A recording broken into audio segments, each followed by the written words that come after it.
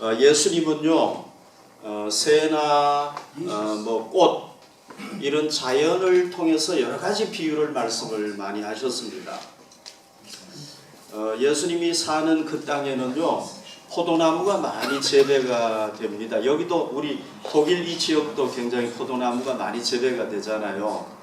그래서 이번에는 예수님께서 이 포도나무를 통해서 비유를 한 가지 비유를 제자들에게 얘기를 했습니다. 오늘 말씀을 한번 다시 봅시다. 나는 참 포도나무다. 예수님이 자기를 포도나무에 비유했어요. 내가 진짜 포도나무다.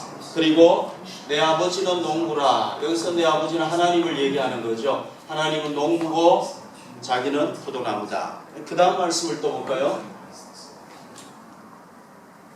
그 다음 말씀에는요, 이게 추가가 됩니다. 나는 포도나무요, 너희는 가지라. 그랬습니다. 예수님은 포도나무고요, 제자들은 뭐냐 하면은 그 포도나무에 뻗어나 있는 가지라는 겁니다. 여러분, 포도나무가 지금 여기 없어서 참 유감인데, 여러분들 다 포도나무를 다 보셨으니까 우리가 포도나무에 대해서 한번 생각을 해봅시다. 자, 포도나무하고 가지는요,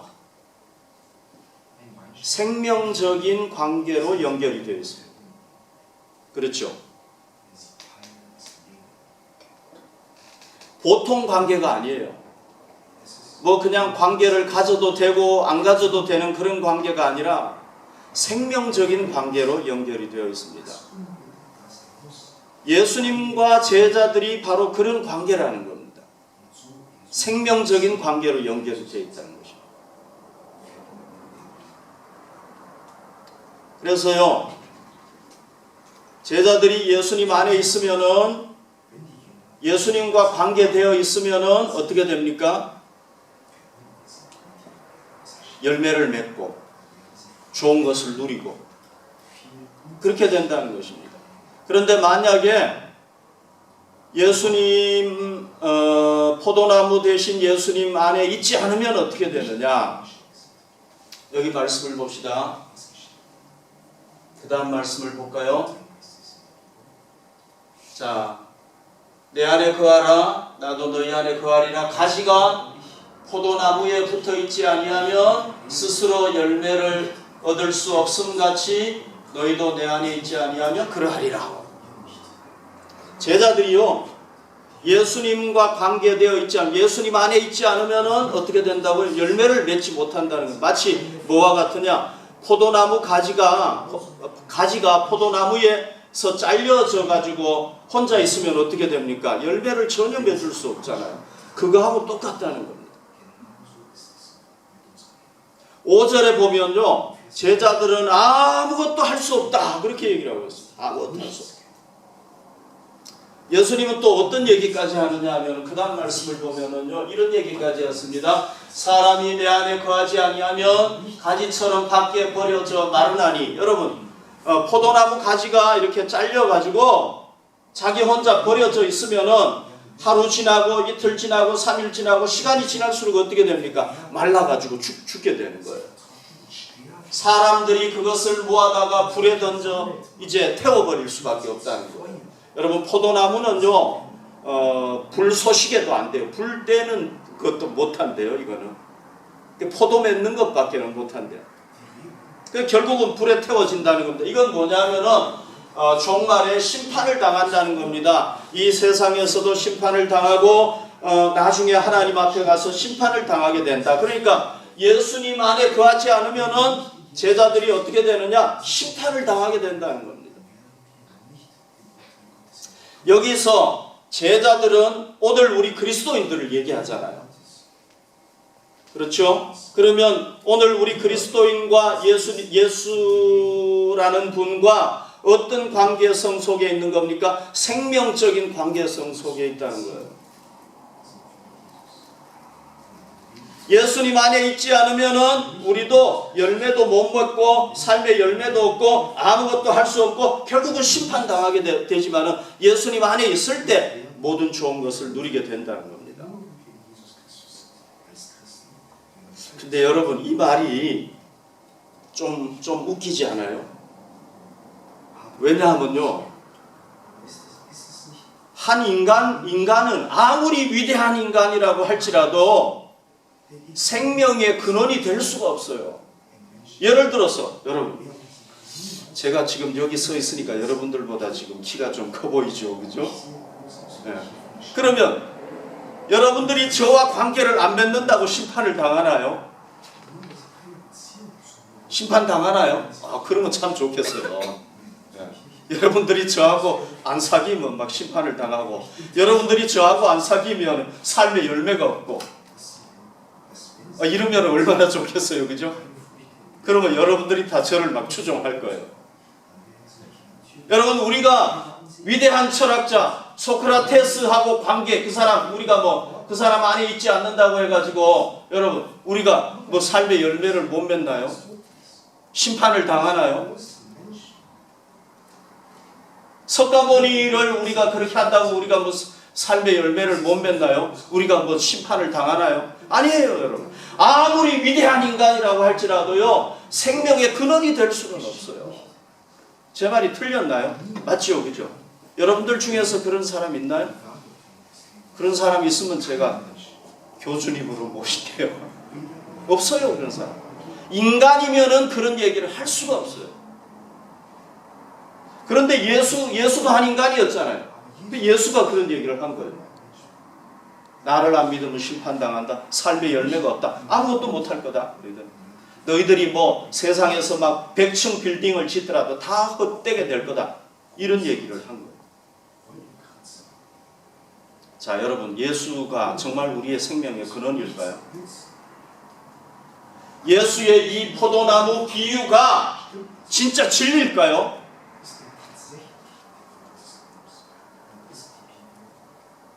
여러분들 좀 얘기 좀 해봐요. 진짜 진리예요, 이게? 진리입니까? 아멘? 예. 자, 여러분, 예수님이 진짜 포도나무고 우리가 가지고, 그래서 생명적인 관계로 연결되어 있고 우리가 끊어져 버리면 망해버리는 정말 그런 존재입니다. 여러분, 제자들을 보면 알아요.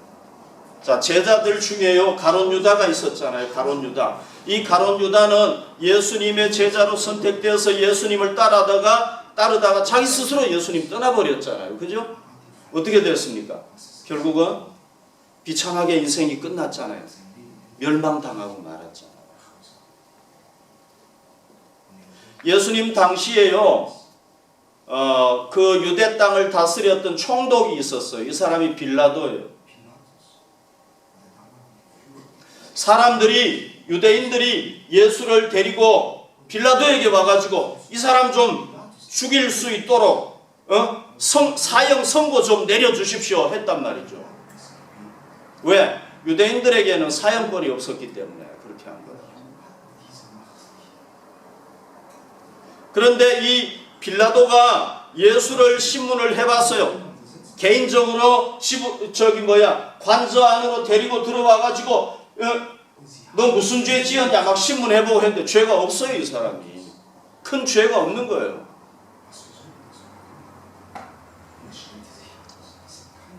그래서 자기는 그냥 놓아주려고 했어요. 좀 때려가지고 채찍질 좀 해가지고 놓아주려고 했어요. 근데 또 자기 부인이 와가지고 여보, 내가 저 사람 간밤에 꿈을 꿨는데 저 사람 당신 절대 해치지 말라고 막 사정을 했어요. 그러니까 이 빌라도가 너무 괴로웠어요. 자기는 이 사람을 살리고 싶은데 살릴 수는 없어요. 왜? 자, 여기 말씀을 한번 볼까요? 빌라도가 아무 성과도 없이 도리어 밀란이 나려는 것을 보고 막 사람들이 막 폭동을 일으키려고 하는 거예요. 유대인들이. 그러니까 자기가 어떻게 할 수가 없는 거예요. 분명히 죄는 없고 석방은 시켜야 되는데 석방은 시킬 수 없고 너무 괴로운 거예요.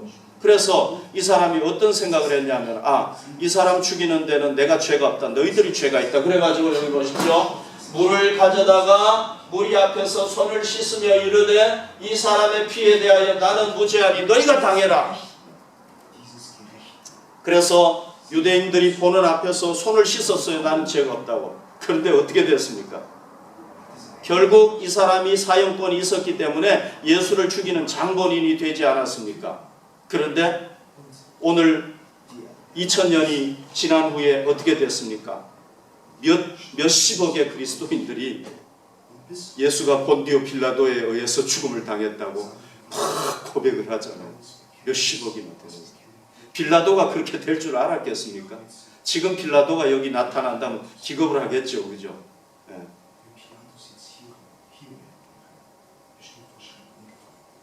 그러니까 여러분 이게 하나의 증거란 말이죠. 예수를 죽인 자 빌라도 이렇게 저주받은 존재가 되어버려. 그 다음 말씀을 한번 볼까요? 자, 백성이 다 대답하여 이르되, 그러니까 빌라도가 나는 죄가 없다, 너희가 다 죄를 담당해라. 그러니까 유대인들이 얘기하기를 그 피를 우리와 우리 자손에게 돌릴지어다. 우리 자손들에게, 우리와 우리 자손들에게 돌려라. 이렇게 얘기를 한 거예요. 그래서 결국 유대인들이 여러분 어떻게 됐습니까? 예수님께서 저주하신 대로, 예언하신 대로 나라가 망하고 말았잖아요. 나라가 망해버리고 말았어.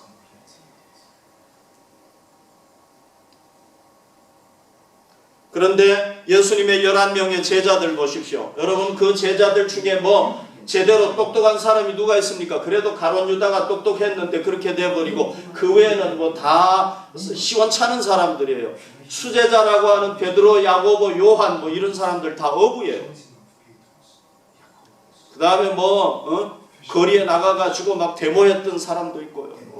별별 사람들이 거기에 다 오합지졸들이 다 모여 있는데 이 사람들은 끝까지 예수님을 따랐잖아요. 어떻게 됐습니까? 이 사람들이 기초가 돼가지고 오늘날 여러분 온 세계 복음이 증거되는데 이 사람들이 쓰임 받았잖아요. 존귀한 인물들이 됐잖아요. 무식한 어부 베드로가 얼마나 위대한 사람이 되었습니까, 여러분? 자, 자기는요, 나는 사도가 아니다, 이렇게, 사도인데도 사도가 아니다, 이렇게 주장하는 사람들이 있어요. 그게 누구냐? 바울이에요.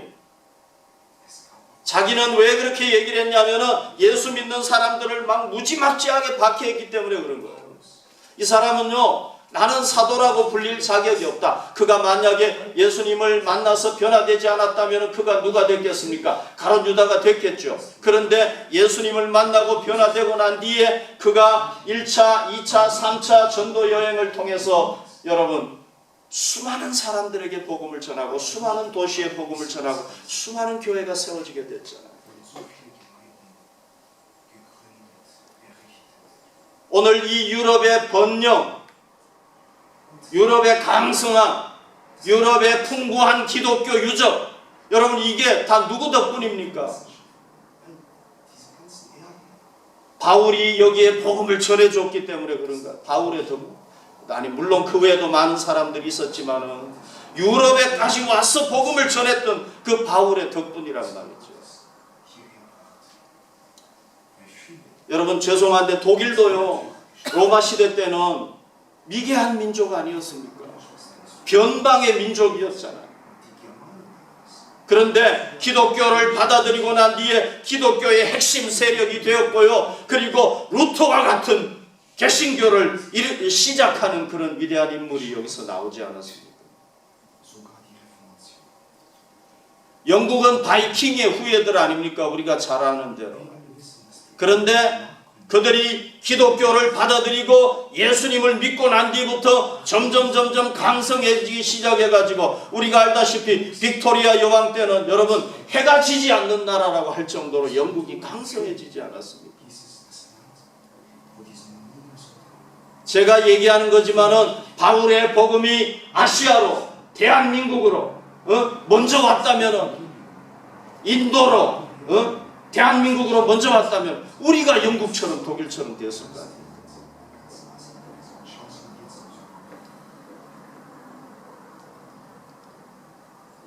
그러니까 여러분 예수님은요, 한 개인뿐만 아니라 가정, 그리고 공동체, 국가, 지구촌 전체에 이 비유가 적용이 되는 겁니다. 아멘? 별로 아멘을 안 하시는구나. 적용이 되는 겁니다. 네. 자, 여러분, 이제 우리가 깨달아야 될 게 뭐냐? 하나님께서는 농부시잖아요. 농부가 딱 맞아요. 왜냐하면 이 세상을 만드시고 여러분, 인간이 다 경작하는 다 주관하잖아요, 이 땅을. 그러니까 하나님은 농부라는 말이죠.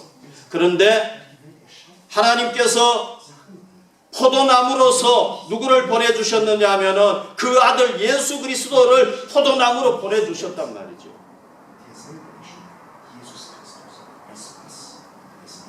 예수님은 누구냐? 예수님은 하나님 농부 되시는 하나님께로 모든 사람이 갈 수 있는 중보자고 구세주란 말입니다. 우리는 누굽니까? 온 인류는 누굽니까? 우리는 바로 가지예요. 포도나무 대신 예수님께 붙어 있어야만 되는 가지란 말이죠. 이걸 우리가 깨달아야 됩니다. 아멘.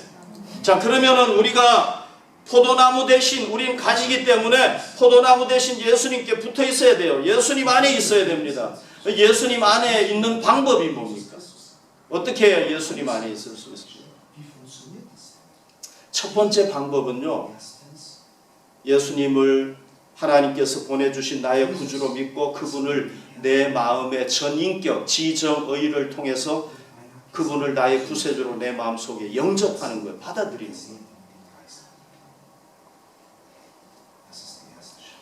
우리가요, 예수님을 마음을 열고 구주로 받아들이면은 우리가 죄사함을 받고요, 죄인인데도 불구하고 죄사함을 받고, 그리고 성령님께서 우리 마음속에 오세요.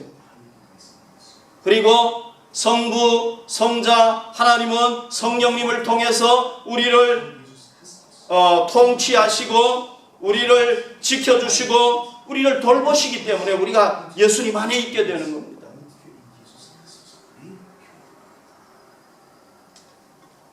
여러분, 예수님께서 성령님을 통해서 우리 안에 있는 것은요, 정말 신비스러운 일이에요. 그러나 이것이 그냥 생각 속에서 이루어지는 게 아니에요. 상상 속에서만 이루어지는 게 아니에요. 실제적으로 이루어지는 거란 말이죠. 그러니까 예수님께서 이렇게 얘기를 하셨어요. 볼지어다, 요한계시록 3장 20절, 볼지어다 내가 문 밖에 서서, 우리 마음의 문 밖에 서서 예수님이 두드리신다는 거예요.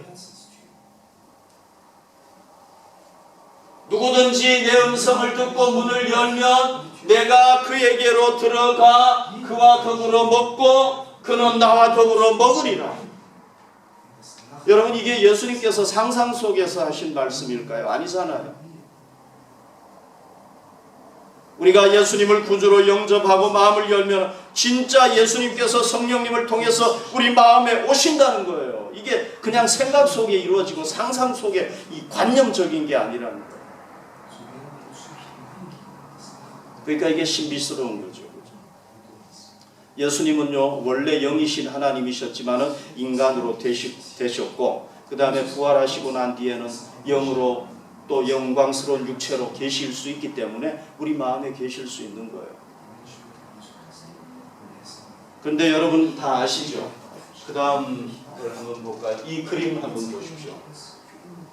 이 그림을 그린 사람 제가 잘 모르겠는데 아무튼 유명한 그림이잖아요. 이 요한계시록 3장 20절을 근거로 해서 그린 그림 아닙니까? 여기 보면은 예수님께서 야, 내가 너희의 구세주로 왔다. 제발 나를 좀 구주로 영접해다오 하고 문을 꽝꽝꽝꽝 두드리시잖아요. 그런데 여러분 아시다시피 이 문에는 뭐가 없느냐 하면은요, 문을 열 수 있는 문고리가 없어요.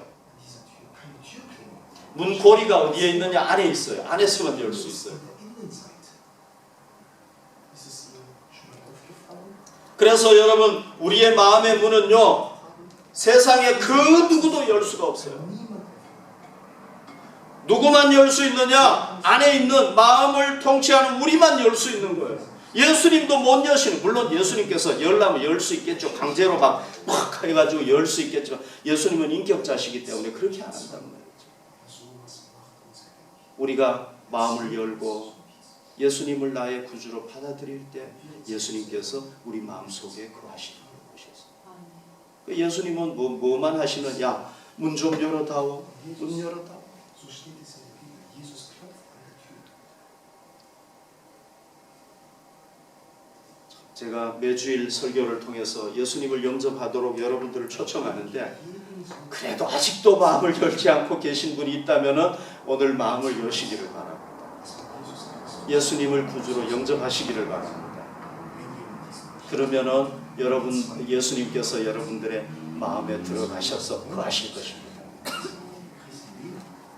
여러분 하나 꼭 기억해야 될 게요. 우리가 마음을 열지 않으면 예수님은 절대로 우리 속에 들어올 수 없다는 것입니다.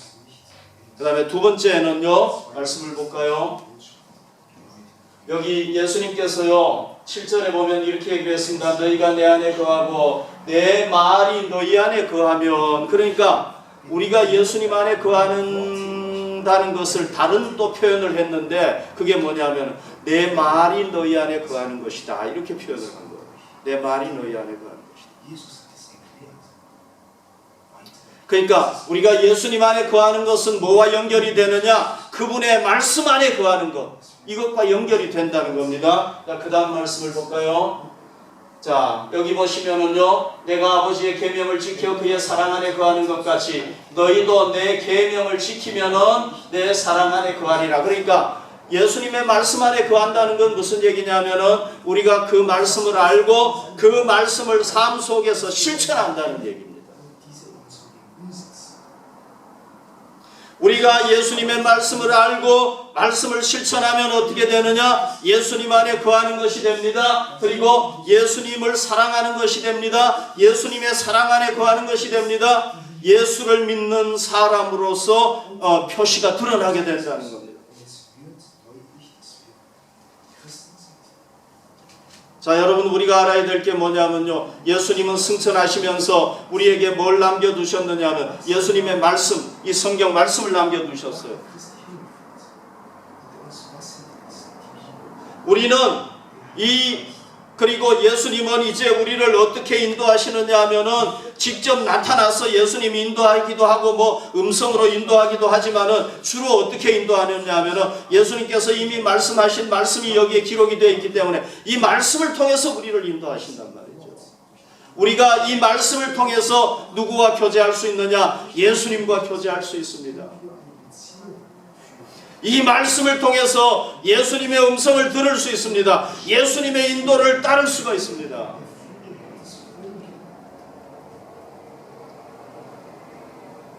그래서 우리가 말씀 안에 거할 때 누구 안에 거하는 거냐면 예수님 안에 거하는 거예요.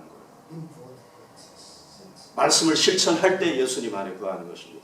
자, 우리가 예수님 안에 거하는 것이 말씀 안에 거하는 것인데 말씀 안에 우리가 거하고 말씀을 실천하기 위해서는요. 두 가지가 중요해요. 두 가지.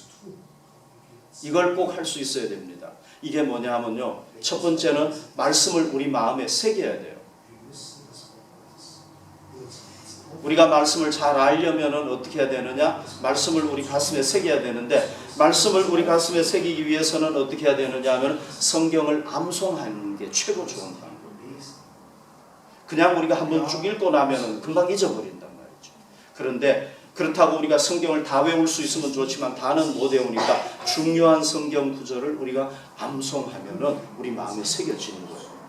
그리고 그게 필요할 때마다 말씀이 툭툭툭툭 나온단 말이에요. 생각나게 하시고. 그래서 우리는 일주일에 한 구절씩 말씀을 암송하잖아요. 그죠? 그러니까 여러분들 이 한 구절을 일주일 동안 좀 꾸준하게 암송하면 좋겠어요. 그 다음에 두 번째는요. 말씀을 묵상하는 거예요. 그래서 우리가 말씀을 좀 묵상해야 되겠다 싶어서 지난주 월요일부터 마태복음 1장부터 우리가 말씀을 묵상하겠다고 했죠. 그죠? 모르시는 분도 있는데 죄송한데 워츠앱에만 올려가지고 모르시는 분도 있을 것 같아요. 그래서 지난주 월요일부터 우리가 마태복음 1장부터 말씀을 묵상하는데요. 주일은 우리가 예배 드리니까 예배 말씀을 듣고 그리고 월요일 다음 주 월요일부터는 오는 주 월요일부터는 또 마태복음 7장부터 또 묵상을 할 겁니다. 그러니까 여러분 마태복음 해가지고 우리 성경을 한번 쭉 한 3년 정도 하면 다 묵상할 수 있겠죠. 그죠? 우리가 묵상을 하십시다. 그렇지 않고는요 우리가 말씀 안에 거할 수가 없어요.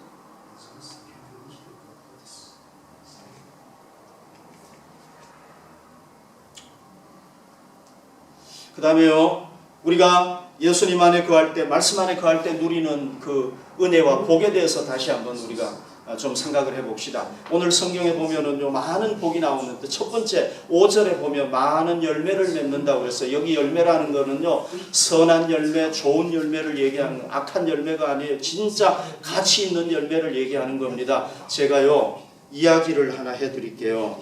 1957년, 여기 57년도에 이전에 태어난 분이 있는지 모르겠어요. 저도 그 이후에 태어났으니까 1957년도에 두 명의 알베르트라는 사람이 노벨상을 받았어요. 제가 주보에 한번 냈는데, 알베르트라는 두 명의 사람이 노벨상을 받았어요. 그 중에 한 사람이 누구냐 하면은 알베르트 슈바이처예요.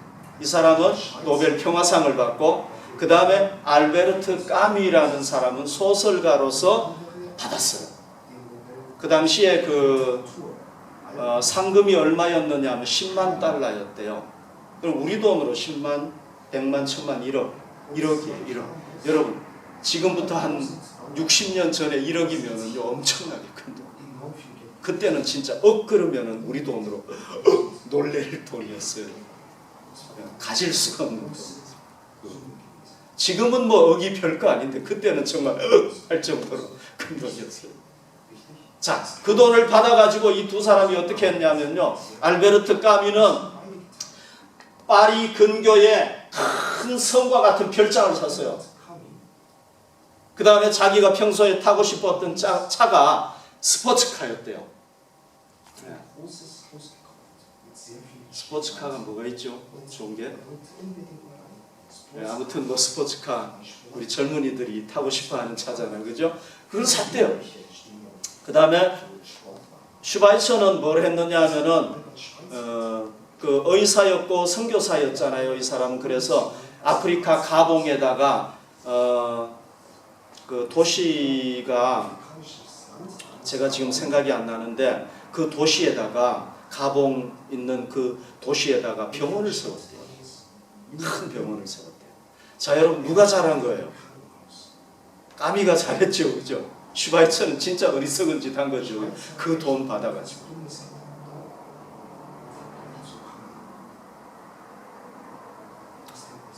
그런데 이 두 사람 결과가 어떻게 됐는지 아십니까? 까미가 어느 날 자기가 그토록 바랐던 그 스포츠카를 타고 별장을 향해서 팍 달려가다가 사고가 나버렸어요.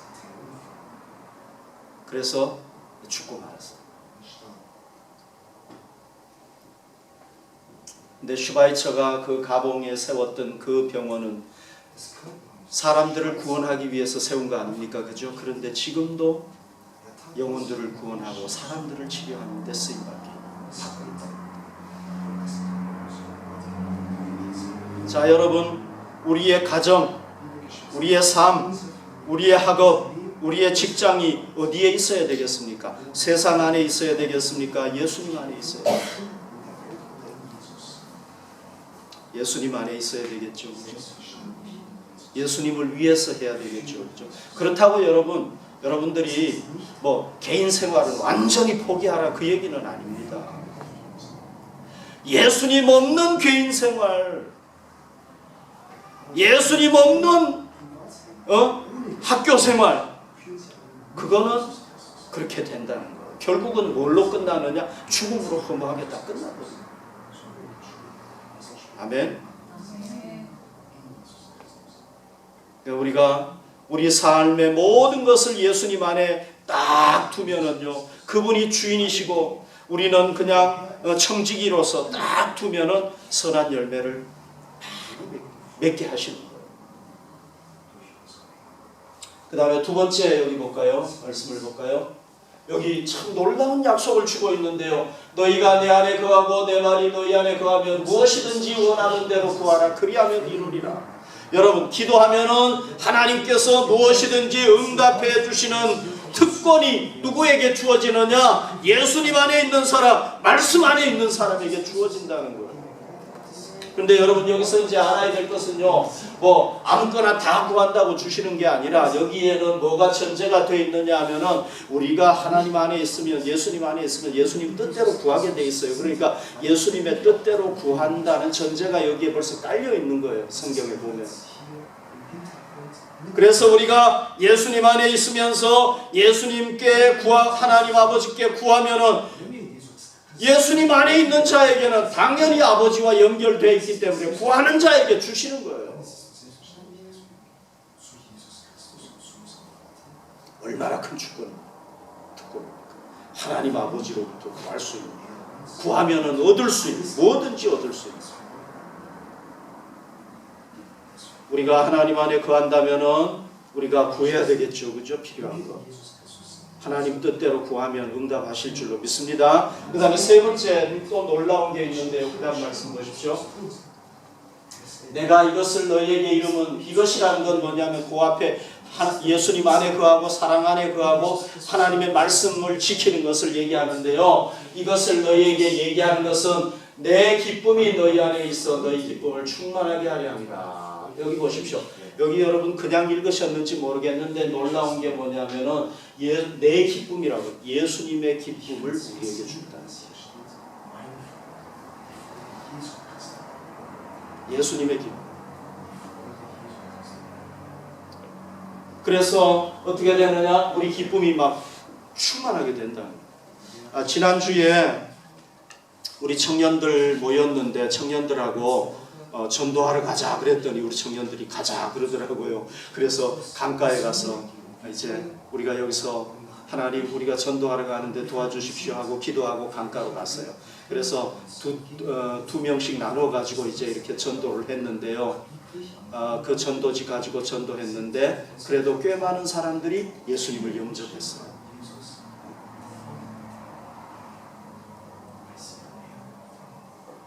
딱 정했어요. 그때 우리 30분만 전도하자. 너무 많이 하지 말고, 너무 많이 하면 힘들 수 있으니까 딱 30분만 하자. 그렇게 하고 전도를 했는데요. 전도 끝나고 난 뒤에 제가 우리 청년들이 너무 고마워서 아이스크림을 사줬어요. 오늘도 우리 전도하러 나가려고 그러는데 오늘까지는 제가 아이스크림을 살 수 있을 것 같아요. 오십시오. 전도하러 나가십시다. 그런데요, 그 강사로 오신 분들이 그러더라고요. 전도하고 음식 먹으면 무슨 음식이든지 너무 맛있대요. 전도하고 먹으면. 그런데 진짜 전도하고 아이스크림 먹었더니 너무 맛있더라고요. 자, 전도 끝나고 이제 집으로 돌아오는데요. 어떤 생각을 했냐면 두 가지 생각을 했어요. 첫 번째는 내가 하나님이 가장 기뻐하시는 것을 했구나. 왜? 천하보다도 귀한 생명을 구원하는 일에 내가 헌신했습니다. 그 다음에 두 번째는 여러분 우리가 하나님을 위해서 헌신하면 반드시 하늘나라에서 상급이 있다고 그랬어요. 받을 상급을 생각을 하니까요. 이거는 확실한 상급이잖아요. 그죠? 네. 전도했으니까. 그래서 집으로 돌아오는데요. 제 마음속에 막 기쁨이 넘치는데요. 너무 기쁨. 왜 또 기뻤느냐면요. 항상 우리에게 뭐가 있느냐면요. 전도해야 되는데 못하는 이런 마음, 부담감이 있잖아요. 그죠? 네. 그런데 전도했잖아요. 그러니까 참 굉장히 자유롭고 기쁘고 마음에 막 굉장히 그 만족감과 평안이 넘쳐나는데요. 그 평안이 너무 크더라고요. 그래서 제가 예수님의 기쁨이 뭘까? 그런 기쁨이 아닐까 생각을 했어요. 어쨌거나 여러분 우리가 우리 사람이 느끼는 기쁨도 참 큰데 예수님의 기쁨을 느낄 수 있다는 건 완전한 기쁨이고 놀라운 기쁨이겠죠. 그런 기쁨을 주십니다.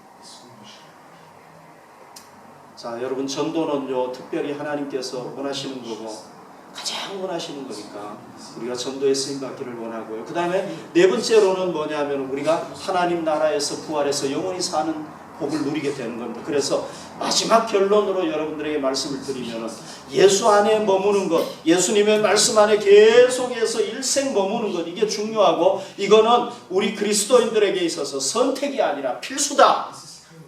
반드시 해야 될 거다. 아멘.